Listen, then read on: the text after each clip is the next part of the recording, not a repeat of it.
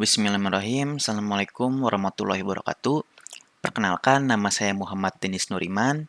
Di sini saya dan anggota kelompok saya akan mempresentasikan ujian akhir semester mata kuliah kecerdasan buatan.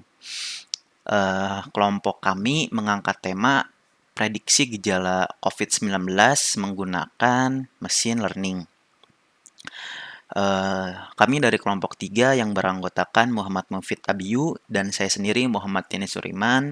Lalu ada Muhammad Rifki Maulana dan yang terakhir Muhammad Iqbal Rinaldi. Yang pertama-tama deskripsi masalahnya. Sudah setahun lebih Indonesia menghadapi COVID-19. Bahkan bukan hanya negara Indonesia saja gitu. Seluruh dunia pun sama menghadapi COVID-19. Jadi COVID-19 ini adalah penyakit infeksi virus yang menyerang sistem pernafasan. Dan jika kita sudah mengenali gejala awal corona ini, maka pemeriksaan dan penanganan pun bisa dilakukan dengan cepat agar tidak menulari orang lain. Tetapi banyak gitu orang-orang yang sudah dites, memeriksa ke dokter, udah di swab gitu. Dia itu positif terinfeksi virus corona, tetapi dia itu tidak mengalami gejala, tidak mengalami demam, batuk, sakit tenggorokan gitu, dan lain-lain. Nah, ini tuh disebut dengan OTG, orang tanpa gejala. Nah, orang yang OTG ini tuh sangat sangat berbahaya karena dia tuh merasa dirinya itu kan ya saya tidak terinfeksi gitu. Jadi saya katakanlah bisa bebas keluar rumah tanpa protokol kesehatan. Tapi ketika ada orang-orang yang mendekati orang itu dan orang-orang tersebut imunnya lemah, maka kan orang yang imunnya lemah itu akan terinfeksi dan COVID ini akan terus menyebar luas gitu. Nah, oleh karena itu kita itu harus sering memeriksa ke dokter gitu. Apakah kita itu positif atau tidak. Tetapi ketika kita memeriksanya ke dokter kan harganya itu tidak murah gitu untuk katakanlah untuk dites swab gitu. Apalagi misalnya kita ditesnya itu setiap minggu gitu. Itu kan bisa memakan biaya ratusan hingga jutaan rupiah gitu. Nah, oleh karena itu kelompok kami mempunyai ide eh, membuat sebuah sistem untuk memprediksi resiko gejala virus corona dengan mesin learning. Jadi pada sistem ini kita bisa memprediksi seberapa tinggi resiko seseorang terjangkit virus corona, mulai dari beresiko tinggi, beresiko sedang, dan beresiko rendah berdasarkan gejala-gejalanya seperti batuk, pusing, bersin-bersin, demam, sakit tenggorokan, dan lain-lain. Nah, untuk lebih lanjutnya akan dijelaskan oleh uh, Muhammad Rifki Maulana. Dan sekian yang dapat saya sampaikan. Mohon maaf apabila ada kesalahan. Mangga lanjut ke Muhammad Rifki. Assalamualaikum warahmatullahi wabarakatuh. Perkenalkan, nama saya Muhammad Rifki Maulana. Di sini saya akan menjelaskan tentang rancangan model AI dan permasalahan yang kami ambil, yaitu prediksi gejala COVID-19 menggunakan machine learning.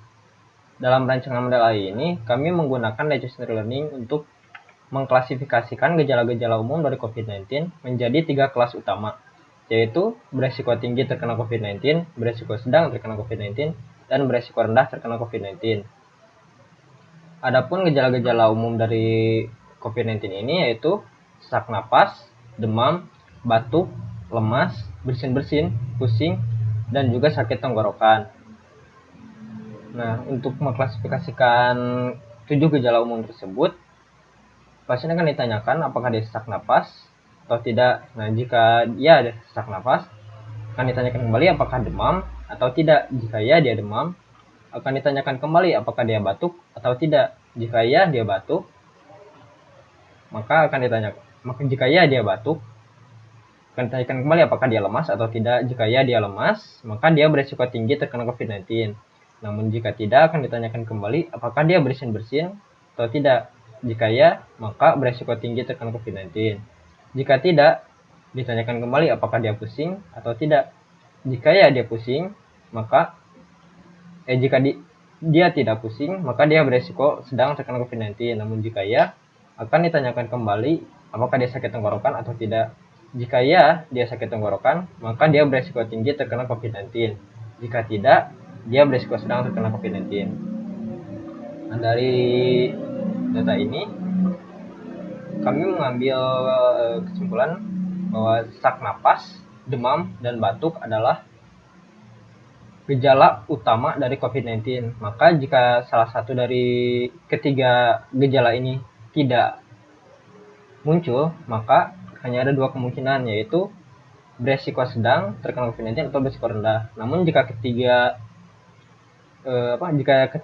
gejala utama ini ada, maka dia dapat beresiko tinggi terkena COVID-19 atau beresiko sedang terkena COVID-19. Nah, dapat dilihat ya, jika dia tidak sesak napas, maka hanya ada kemungkinan sedang terkena COVID-19 dan beresiko rendah terkena COVID-19. Namun jika dia tidak demam juga, hanya ada dua kemungkinan, yaitu beresiko sedang dan beresiko rendah.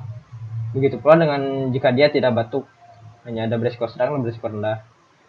Sementara jika ada sesak napas, demam, dan batuk, maka dia dapat beresiko tinggi terkena COVID-19 dan juga beresiko sedang terkena COVID-19.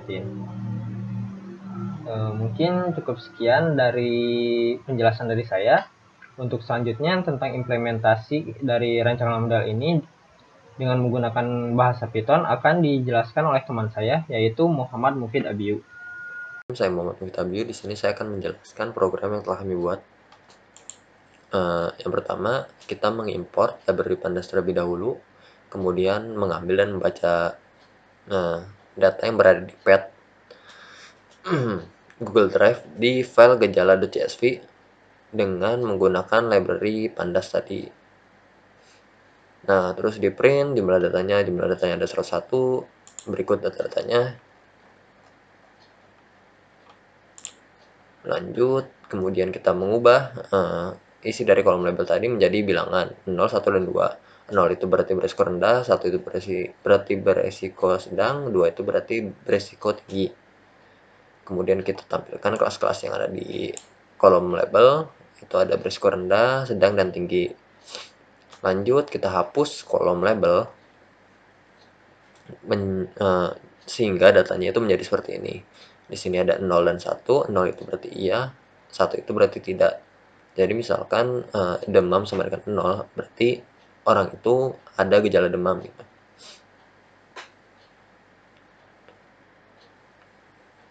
Lanjut, kita bagi data untuk dijadikan data yang akan dites. Di sini kami menggunakan 25% dari data yang ada di file gejala tadi.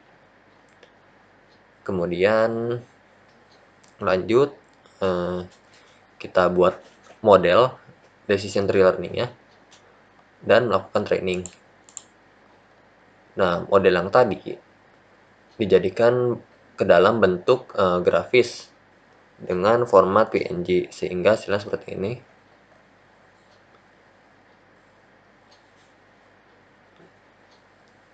Nah, lanjut kemudian kita meng-print tingkat akurasinya dan classification report dan confusion matrix. Tingkat akurasinya itu 0,77 atau 77%. Dengan classification reportnya itu seperti ini hasilnya. Terus kemudian confusion matrixnya hasilnya seperti ini, dimana data yang kelasnya 0 itu yang benar itu ada 8, yang 1 ada 9, yang 2 itu ada 3 yang benarnya. Jadi sehingga totalnya yang benar 20. Baik, itu saja dari saya. Kurang lebihnya mohon maaf. Silakan dilanjut ke saudara Iqbal Rinaldi. Assalamualaikum warahmatullahi wabarakatuh. Nama saya Muhammad Iqbal Rinaldi. Seperti yang dijelaskan oleh teman-teman saya tadi, kami melakukan analisis bagi berikut. Nah, dapat dilihat confusion matrix yang ini. Nah, ini ada terdapat kesalahan dalam pengklasifikasian datanya. Ada 3 kesalahan dari 11 data untuk beresiko rendah, 2 kesalahan untuk beresiko sedang, dan 1 kesalahan untuk data beresiko tinggi. Sehingga didapatkanlah tingkat akurasi itu sebesar 0,769. Nah, kalau dibandingkan dengan penelitian yang pernah dilakukan sebelumnya oleh Muhammad Bagus Priyatomo dan kawan-kawan, dalam penelitiannya itu judulnya Sistem Prediksi Gejala Virus Corona dengan metode forward chaining, yang memiliki tingkat presisi sebesar 94,9%, recall-nya sebesar 88,6%, dan akurasi sebesar 95%.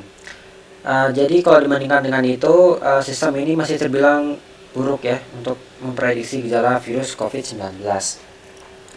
Mungkin sekian dari kelompok kami. Apabila ada kesalahan, mohon dimaafkan. Wabillahi taufiq wal hidayah. Assalamualaikum warahmatullahi wabarakatuh.